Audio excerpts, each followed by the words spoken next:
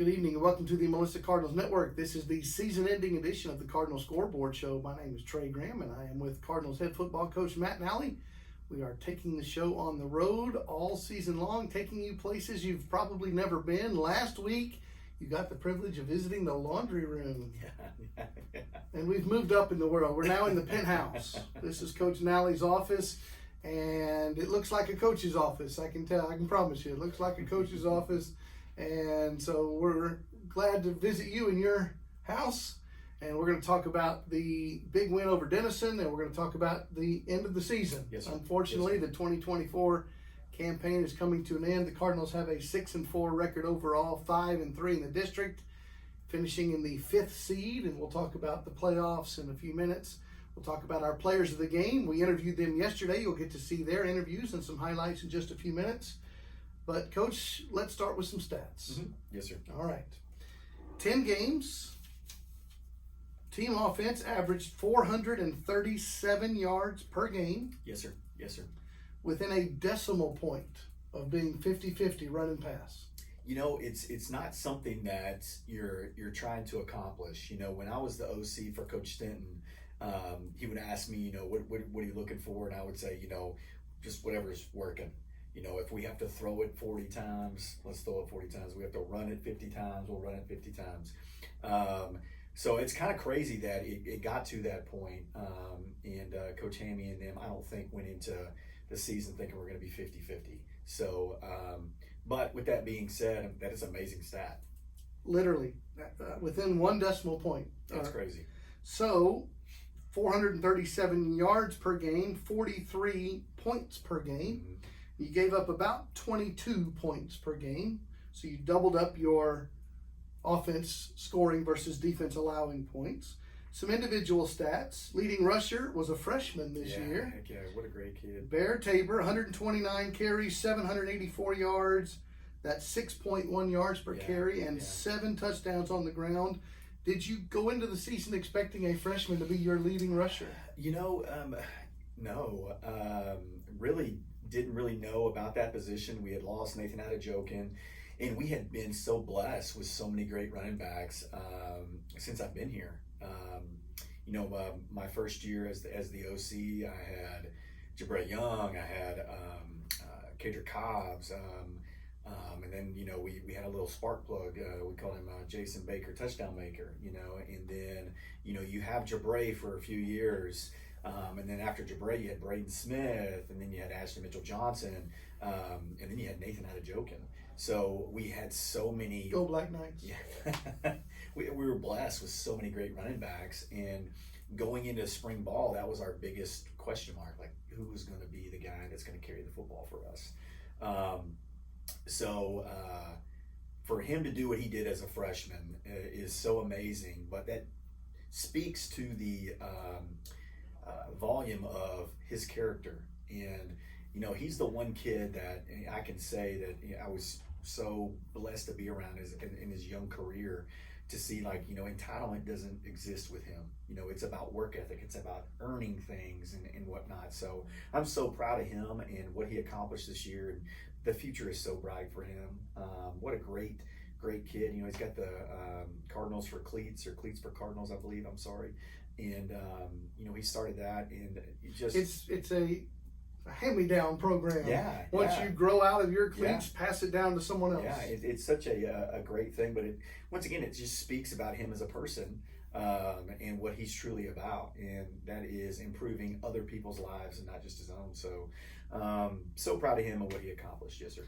Leading rusher was the freshman running back Bear Tabor. Second leading rusher was your junior quarterback, who ran for 378 yards and 8 touchdowns.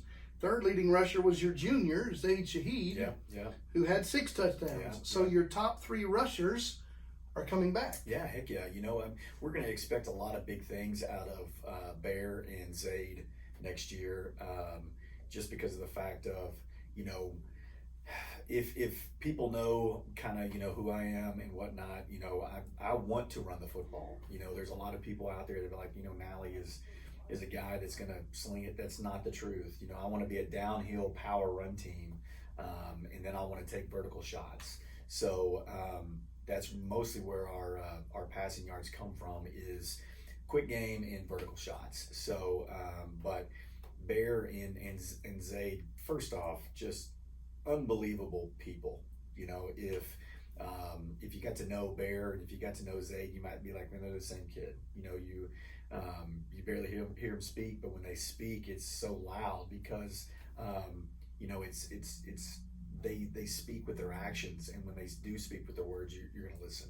So, like I said, I'm just so proud of them and what they've done, what they've accomplished.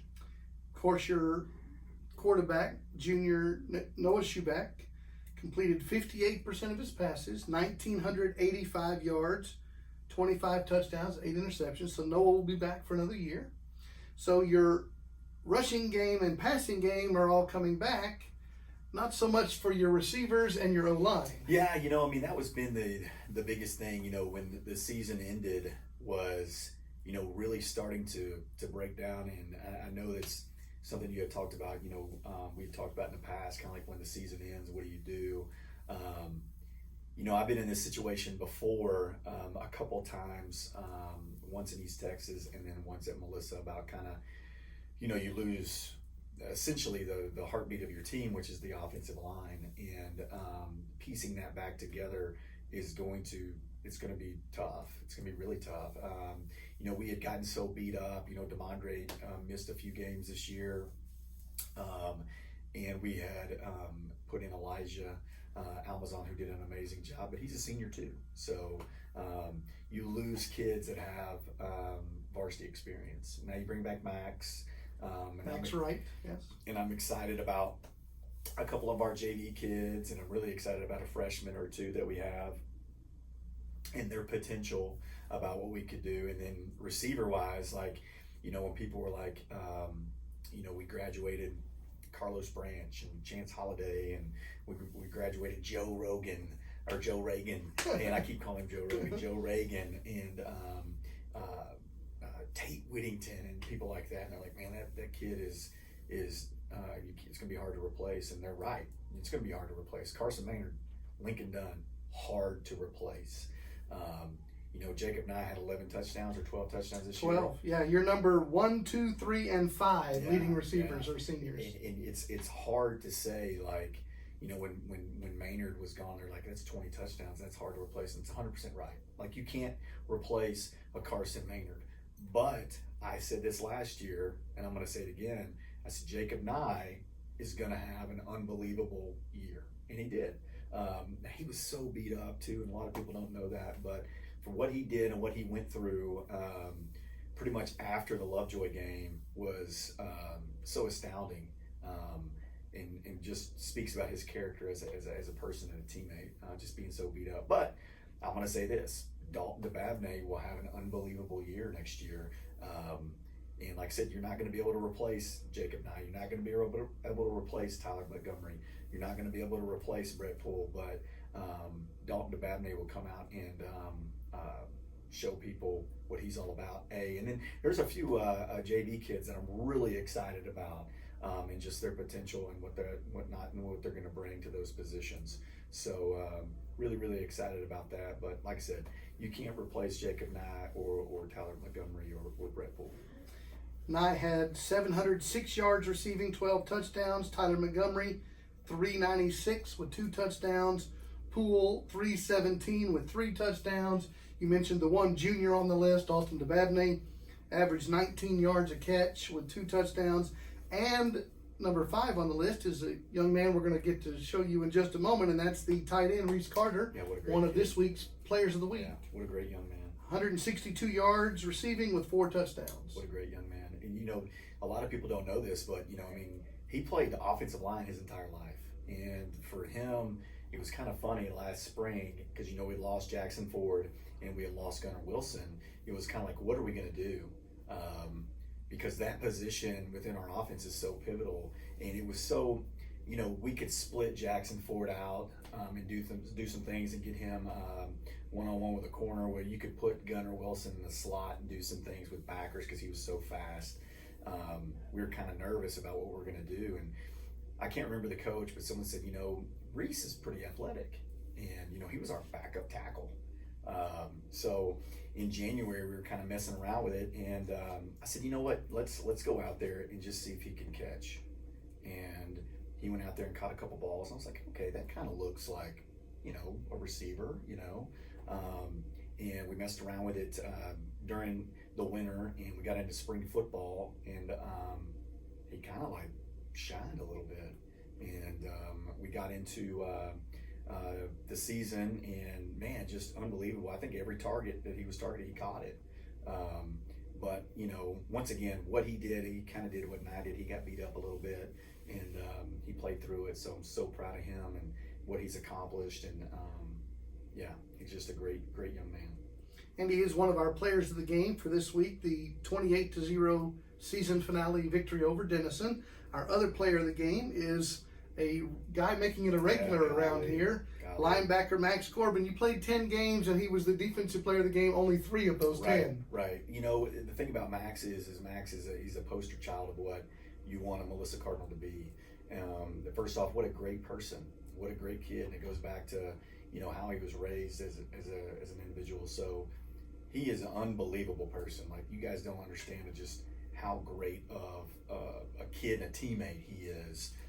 He'll be somebody that will be one of our captains next year, one of our team leaders going into the season. But golly, what a great kid! But he'll be somebody that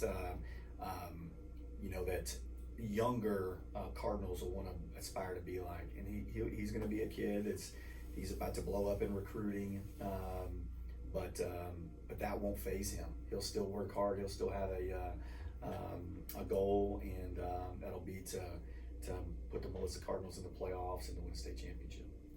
In our next segment, we're going to talk about the playoffs and talk about some all-time records for the Cardinals.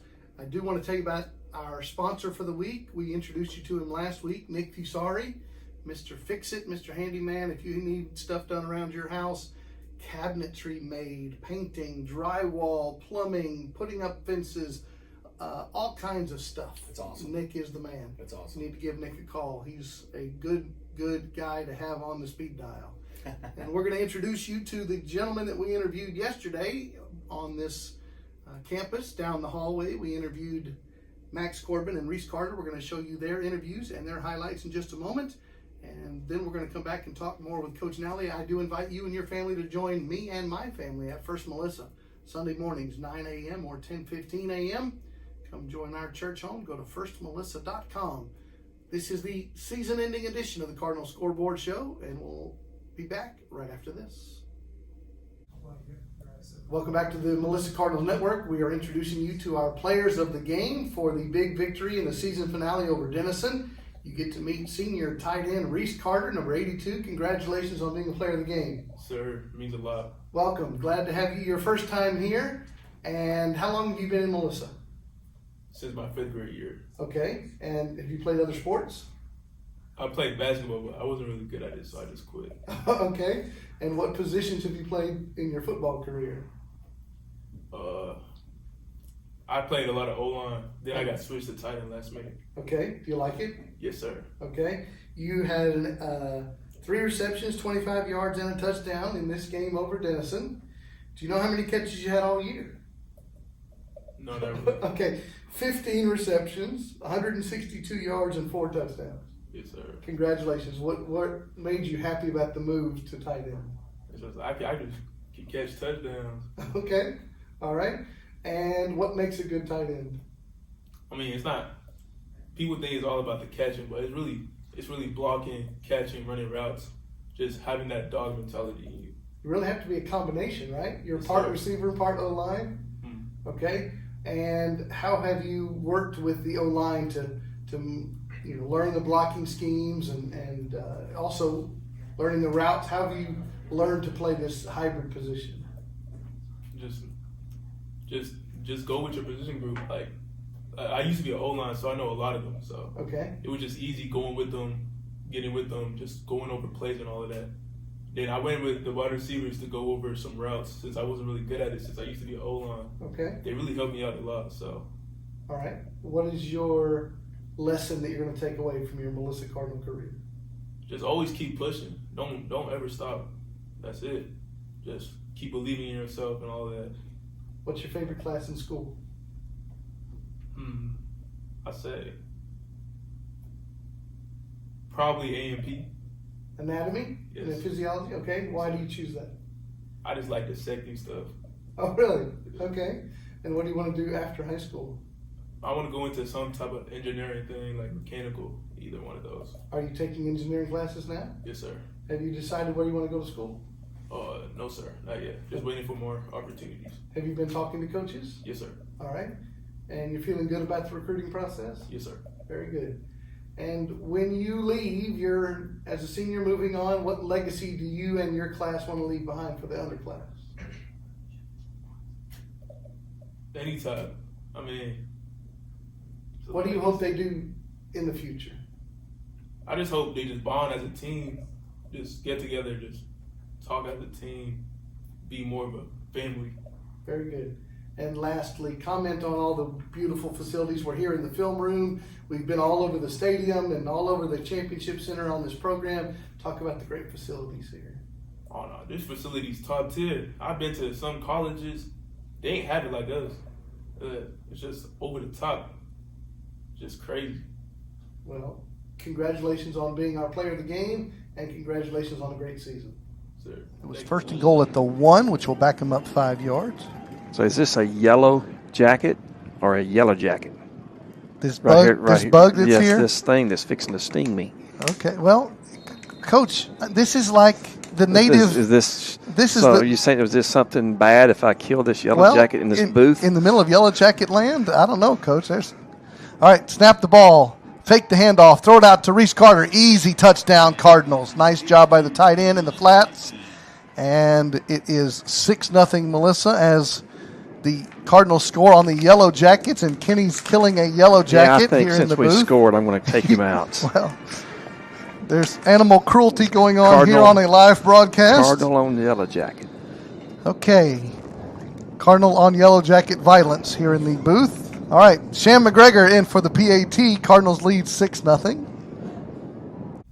Welcome back to the Melissa Cardinals Network. We're introducing you to our players of the game for the season-ending victory over the Denison Yellow Jackets.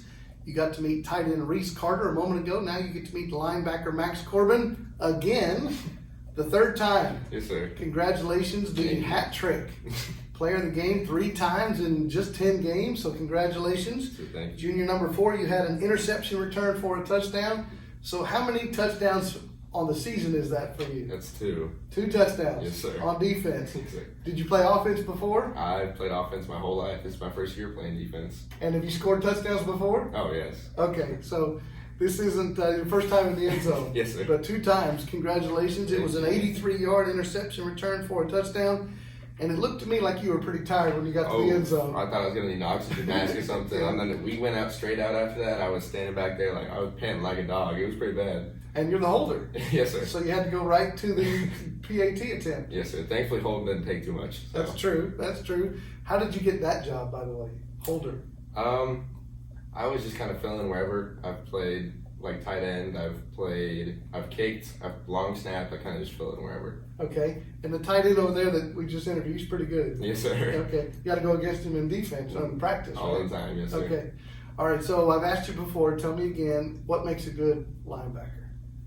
Again, a lot of it I think is really just the ability to float where you want, make reactions fast, not hesitating. I feel like that takes a lot out of it. It's hesitating. If you hesitate, you're not going to be able to make the play. Like filling in a hole and making a tackle. There's a big difference between a 0-yard gain and a 4-yard gain. So you have to balance, right? If you over pursue or you make the wrong read, then you're out of position. Yes, sir. And if you delay and analyze too much, it's too late. Yes, sir. How do you balance that? I think a lot of it is just going into practice and working it. I mean, a lot of it, once you do it over and over and over, a lot of it becomes instinct, and you just kind of get used to the feeling. And once you kind of do, it's second nature. Once you see it, you just do it. You don't even really think about it. So give an example for the audience.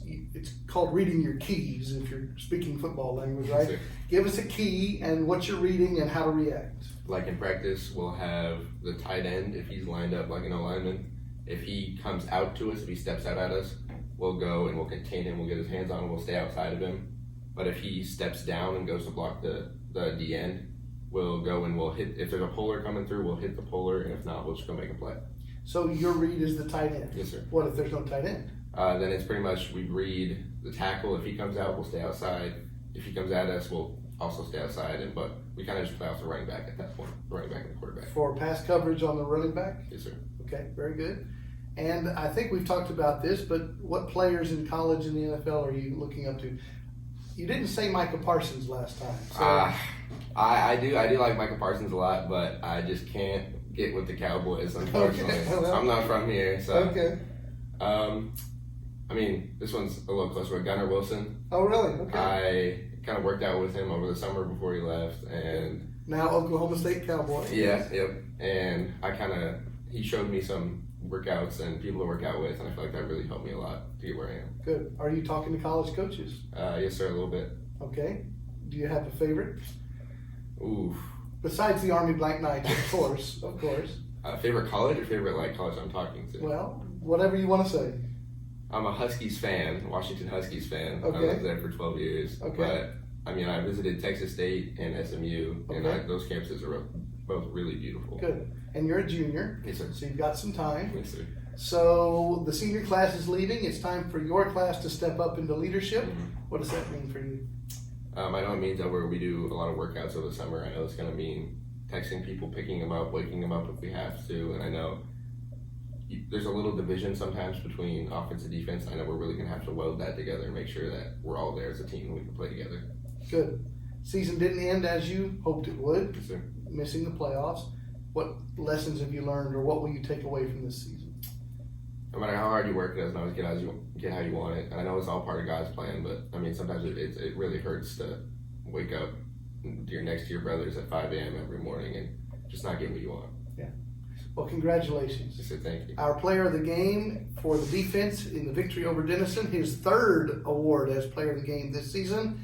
This is Max Corbin, junior number 4. Here comes 4th and 17 with 2 seconds, 1 second. They snap the football as the third quarter clock expires. Ty Rhodes has all day. Now he rolls right. Flag comes in, and he throws it into traffic. It's going to be intercepted by the Cardinals. That's Max Corbin. He's got the return out to the 40 and the 50. At the 40, needs a block. At the 30, at the 20, one more block. 10-5, touchdown Cardinals. We do have a flag on the play. I think it's going to be offensive holding, but we do have a defensive interception return for a touchdown by Max Corbin, who made a great He has a good run back. Very was. good. A couple of good cuts.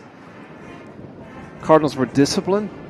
No illegal blocks. The last blocks came from the big defensive tackle in Jacob Wasserman. Welcome back to the Cardinal Scoreboard Show. This is our last show for the 2024 season. This is Trey Graham along with Matt Nally. We are here in Coach Nally's office as we've taken you on the road all over the Championship Center and all over the stadium, all over the high school, trying to take you to some places you've never been before. So you got to meet Max Corbin and Reese Carter, our players of the game, just a moment ago. And now just a few more stats, because this is what we do. Melissa's been playing football for 24 seasons in total.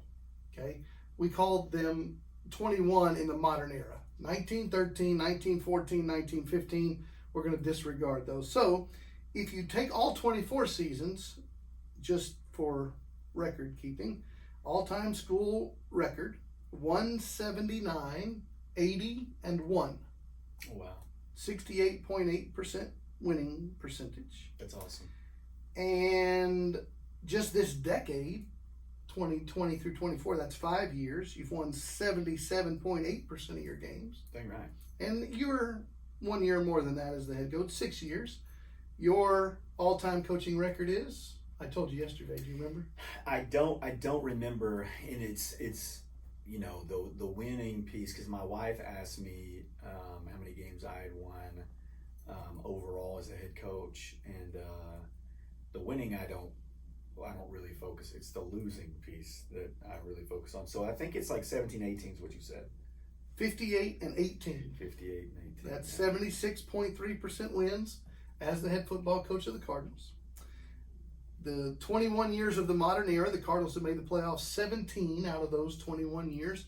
last missing the playoffs back in 2015, which was a tough go round around here. Yeah. That was my first year here. I was the special teams coordinator and the assistant head coach. It's a 1-9 season. That was 1-9, and that was a rough one. Yes, sir. That was a rough one. We beat I think we beat Commerce that year, and I think it was the third game of the year.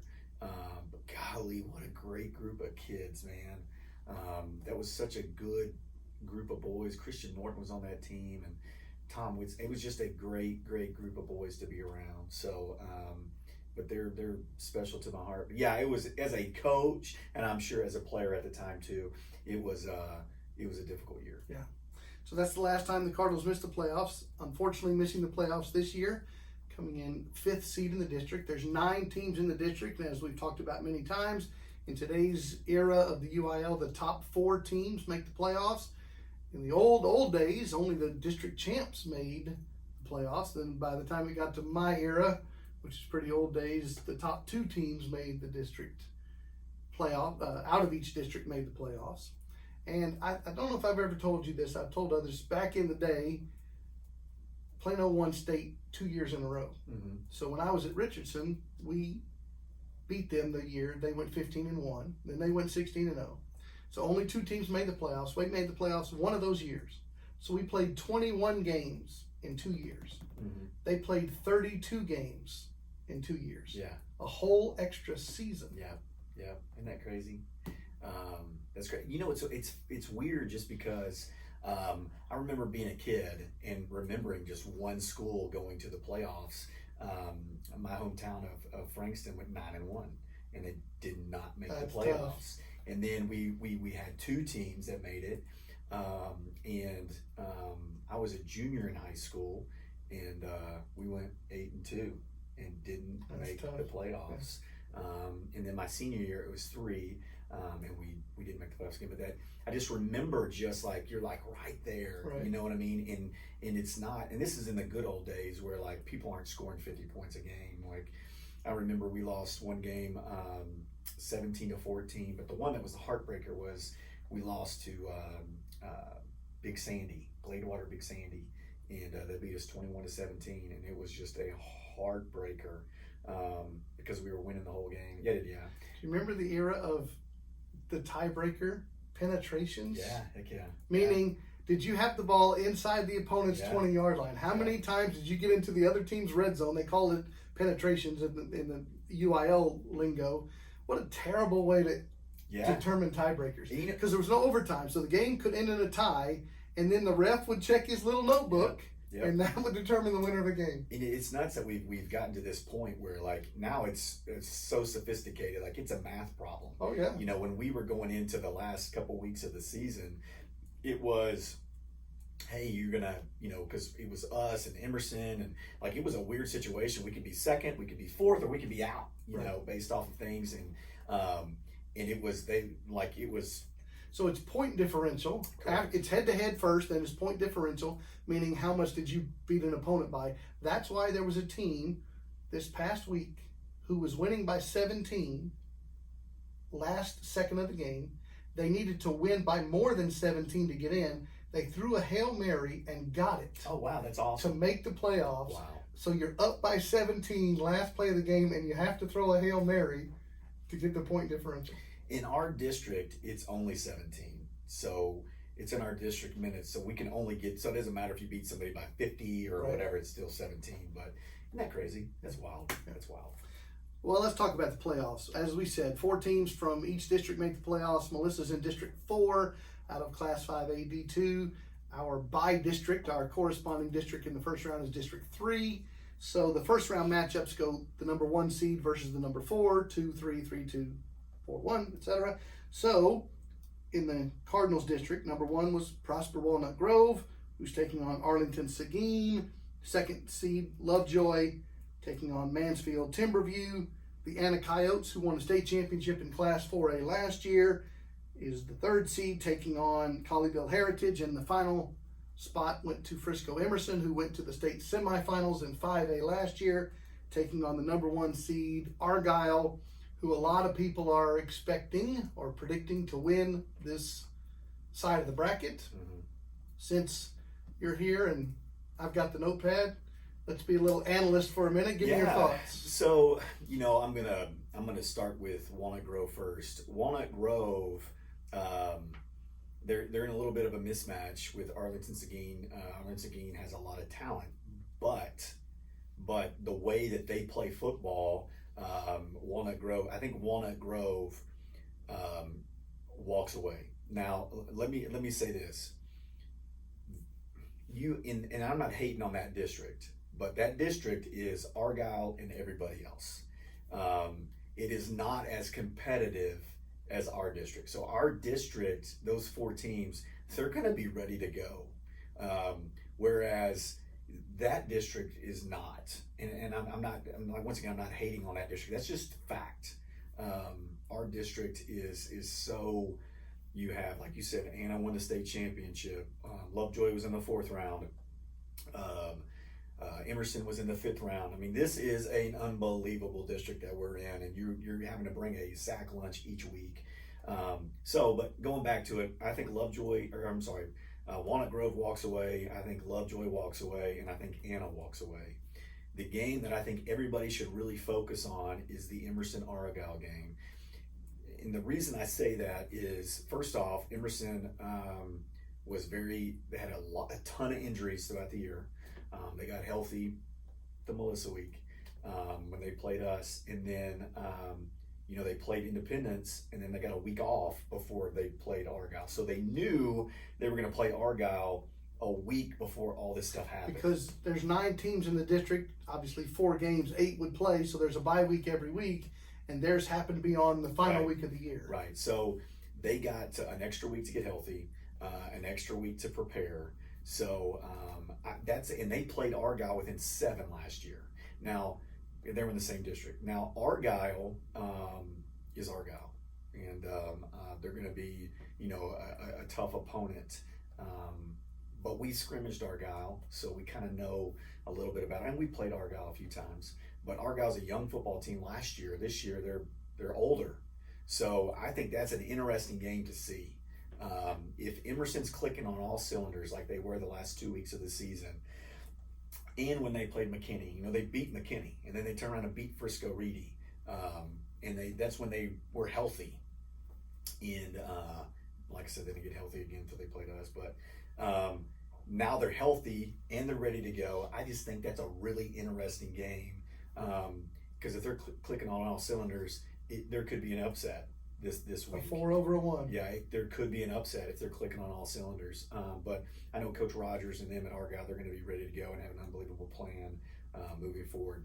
Going back to Anna, I think Anna's getting better on defense every week, and then they're just so explosive offensively.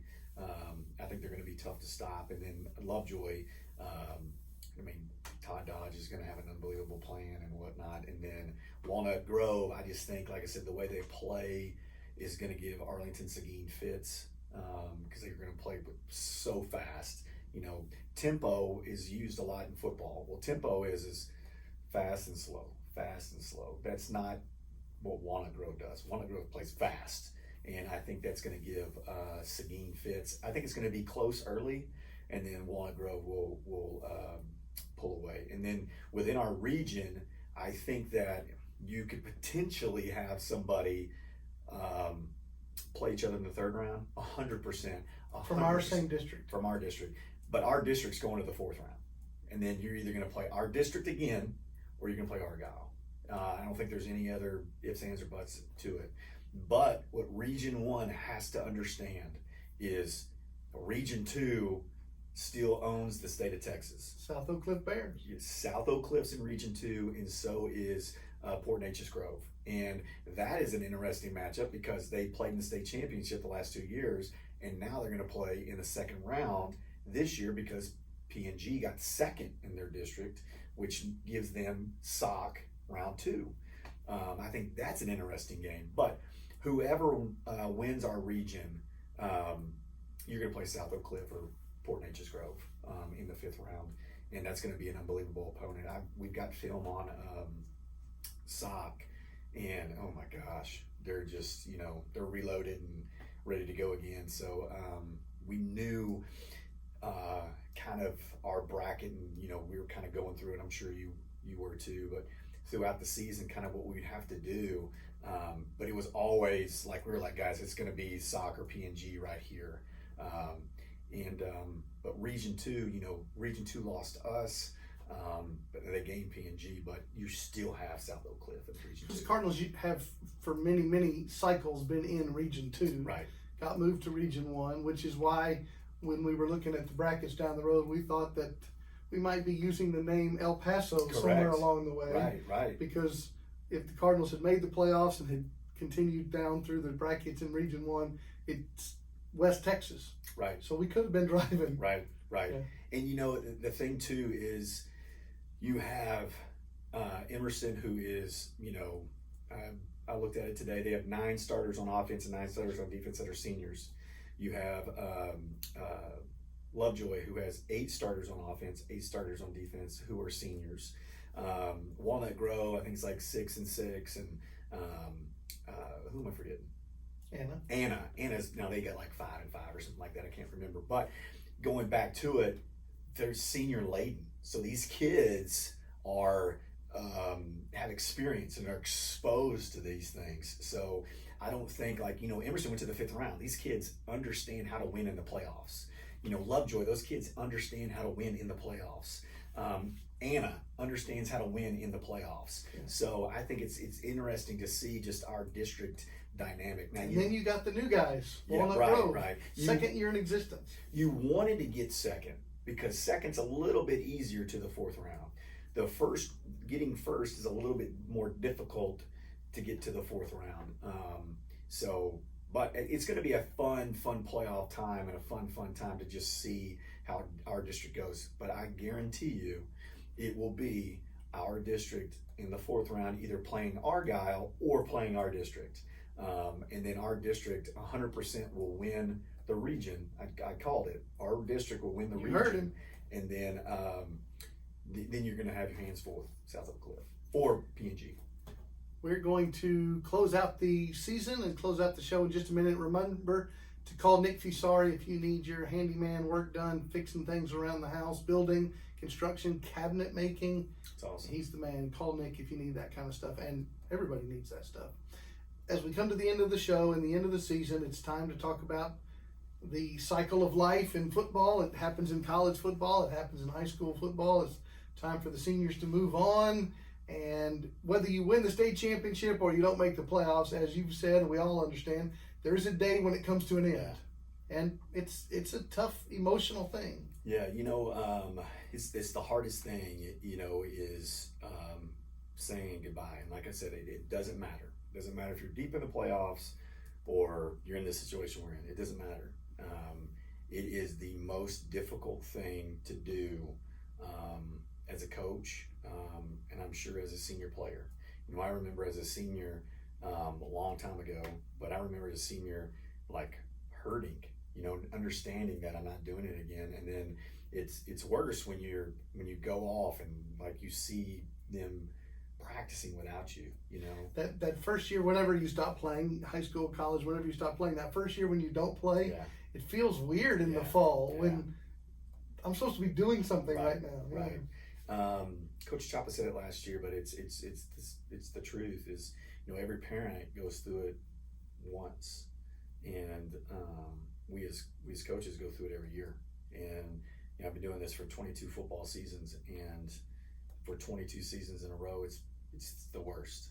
It's the worst. You're so connected with the kids and with the coaches. Like, people truly don't understand what these kids and coaches go through as a football season goes on. They think, they're coaches call plays and kids go out there and do this, that, and another. No, there's so much invested into it. There's so much time invested into it. And it's multiple people doing it and whatnot. And it's hard because it's not because of you, it's because of what they did, what they put into it and whatnot. And their dreams didn't come true. And that's the hardest piece of it. For me personally, I've been pretty emotional since I'm way better now, but I was pretty emotional after the Walnut Grove game, and then I got pretty emotional again after the Denison game.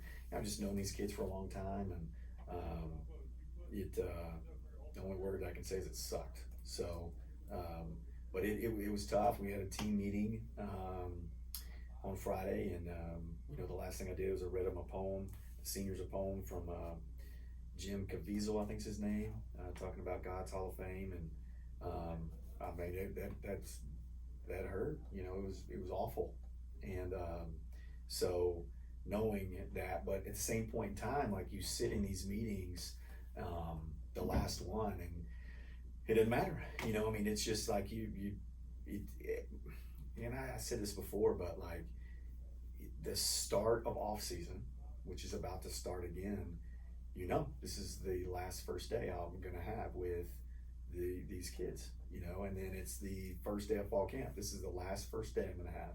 And then the first game and so on and so forth. This is the last, and it's just, this day's coming.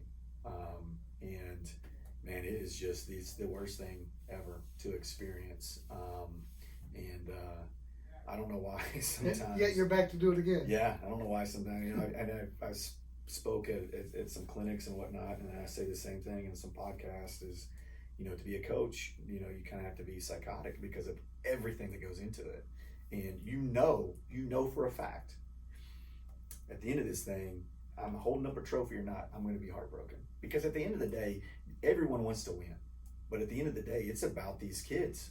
And it's about being around these kids and understanding, like, did I have 1% of influence in a positive way to help this kid for the rest of his life? And you don't want to, like, send them out knowing, man, did I do everything I possibly could? It's not about, a high-low concept or a trapping corner, whatever. It is about, did I do everything I could to make this kid's life better? And then they're gone, and it's awful. It's one of the worst things ever. But yeah, like you said, like we're like, yeah, here we go, we're gonna do it again, So, but it's definitely worth it. Well, thanks for doing this show. Thank you. And it's been a great season for the Cardinals, not ending the way any Cardinal fan wanted to, finishing 6-4 and not making the playoffs this year, but it was a good run for the Cardinals, and we have great expectations for 2025.